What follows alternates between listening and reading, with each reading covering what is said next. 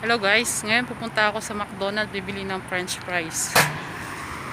Tignan ko lang kung mahaba yung pila at marami yung mga bumibili. Kasi bukas na yung McDonald's nga dito sa Singapore. Dati sinarado nila kasi marami yung mga nagtatrabaho na puro matatatanda. So ngayon yan, maglakad tayo papunta doon.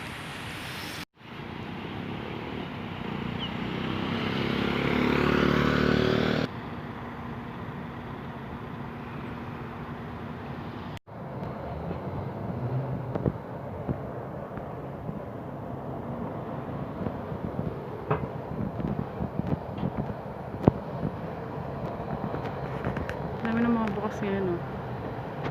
Ito, KFC. Pwede kang bumili ng KFC o kaya McDonald's.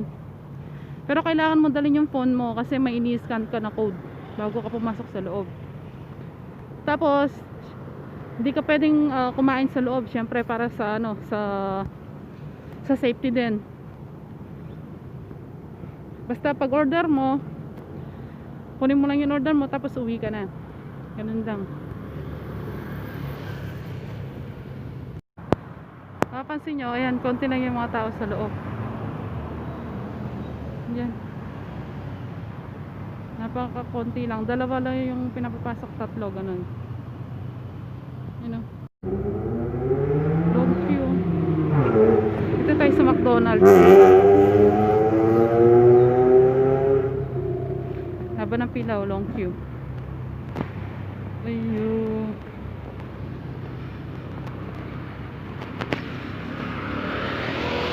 Yan po, makikita natin ang haba po ng pila, long queue sa McDonald's.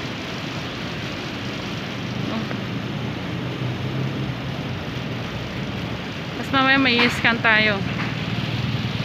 Kine-check po muna na yung temperature, tapos may i-scan tayong code bago ka pumasok sa loob. Tapos paglabas mo din.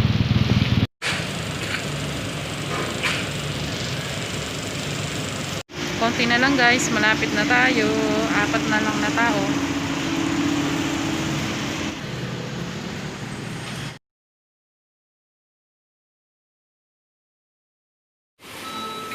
Konti lang po yung mga crew dito. Tapos konti lang po kami pinapapasok nila.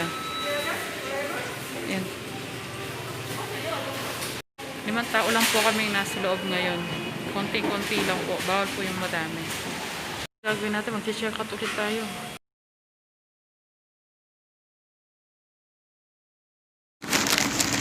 Guys, ngayon dito sa Singapore, sobrang higpit. Kailangan mo nang mag-safety entry, tapos kailangan mag-download ng application na QR code scanner. Tapos paglabas mo, kailangan mo rin mag-check out. Haba ng pila, long queue sa McDonald's, oh. Kita nyo, haba ng pila. Long queue.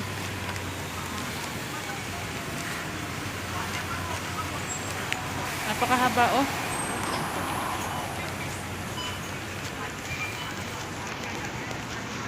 Ngayon uuwi na ako nung oras na. Haba ng pila, oh.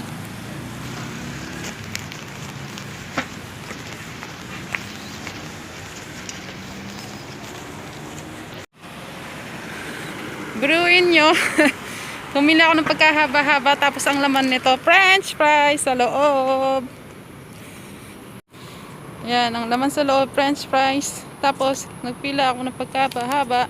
Ngayon, uuwi na tayo guys. Uwian na. Uwian na.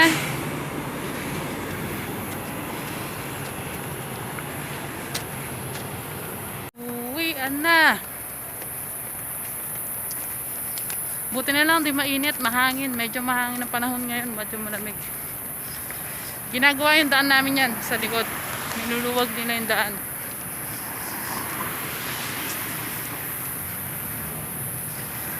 Sana matapos na yung COVID-19 na makalaya na tayo at makapagtrabaho ng maayos yung mga may mga trabaho.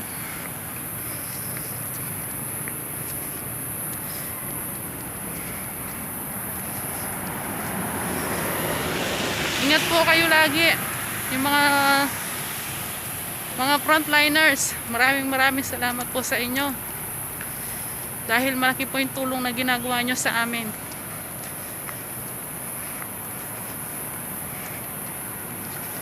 Mga pamilya ko dyan sa Pilipinas, mag-ingat po kayo. Yung mga mahal ko sa buhay, mag-ingat po kayo. So, andito na nga po ako dito sa bahay. So, magpapaalam na po ako. Ingat po kayo lagi. And God bless us all. Ingat po. Bye-bye.